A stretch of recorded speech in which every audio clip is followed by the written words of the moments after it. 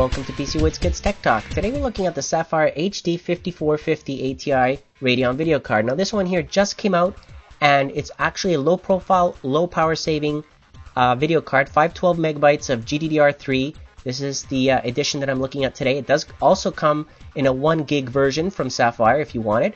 The two things that I wanted to point out is that it's a low profile card. So you can see the height here is much lower. It does not have a fan because it's passively cooled. Why? It doesn't require a fan. It doesn't heat up a lot. It doesn't use a lot of energy. It's a low power energy saving card. Okay, so keep that in mind if you're looking for something that's energy saving and it fits in basically any case.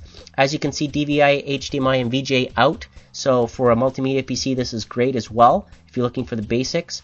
And it does support Crossfire actually through software. So you can actually have two of these if you wanted. Here are the specs.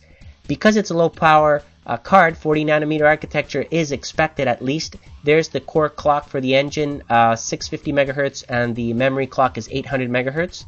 And we're going to put this to the test in a mainstream system that I've been using for other video cards of similar grade.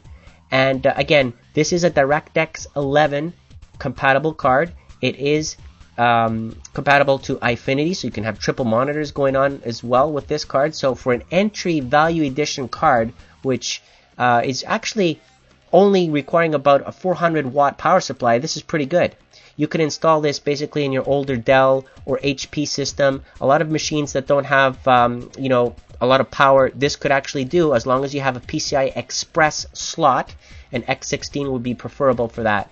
Here's my mainstream test system that I was talking about, using Windows 7 of course, and we're going to test this out. Here's an actual view of this little mini rig that I've got going on, and we're going to slap this little guy in here and test him out and see how he does. So there he is inside there, no fan needed. Again, as I said, it's a very cool card. It doesn't heat up hardly, and in GPU-Z in Windows 7, we can see here that the results are telling us basically what I mentioned a second ago. It's using 40 nanometer architecture, the Cedar GPU code name, and supports DirectX 11 and shader model 5.0. Okay, I'm running it at X16 on the PCI Express 2 slot on that little board. And there's the shaders, the memory type again, and the bus, the width, the bandwidth, and the clock speeds. Okay, the memory clock and the GPU clock, there they are, both of them. And I'm using the latest drivers, of course, from ATI to test this. Okay, so moving on now to temperatures. Now GPU-Z is detecting that the GPU temperature is around about 42 degrees Celsius on idle, and that's about right for this type of card. Now there is no fan, so I don't know why GPU-Z is showing me a fan speed here, but we can ignore that. We do know that it's going at no load, 42 degrees Celsius, pretty cool to the touch on that heatsink actually, not bad at all. And when we run it at full load, it goes up to about 53 degrees Celsius. Maximum power consumption on this on typical load is about less than 20 watts. So that's pretty good. If you're looking for a go green type of card, and you want to save energy, this is it. Now, when it comes to ranking, when we're looking at the GPU score, because that's what we're looking at here, and comparing it to other GPUs, well, basically this one here, obviously, is not going to compare to the high-end HD5450 or 5970. This is the low-end card. So we're going to compare it to an integrated card, to a GT210. Obviously, it beats those two. And it's not as fast as the 220 or these other cards that I mentioned here on the list. But then again, this one is a low profile, low energy saving, and also it's DirectX 11 compatible. Okay, so there are things that you have to think about here when you compare this type of card. It supports Eyefinity, it runs DirectX 10.1. Here's Far Cry 2 results. Not bad at all for Far Cry 2 on optimal settings, running that benchmark. Crysis, again, on mainstream, because we're not going to push this card to the max. On mainstream settings, those are the results.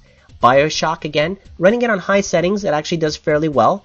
And that's what you would expect from an entry-level card such as this one. So if you're looking for DirectX 11 and you've got a low-profile system and you need the brackets there for it, it comes with it as well. And I mean, this is something that I would consider only if you're trying to replace your integrated video card on your machine, for example, or you're looking for setting up a multimedia PC. Okay, comes with the drivers, of course, as you would expect. I always recommend to download the latest ones from ATI. and also a Sim HD plugin CD for your messaging. It just enhances the video for you and imaging for that. So there's the package basically in a nutshell from Sapphire on this. So not bad at all for an entry-level $50 video card if you're looking for one. And I like to thank Sapphire for providing it, and I hope you enjoyed this video, and thank you for watching.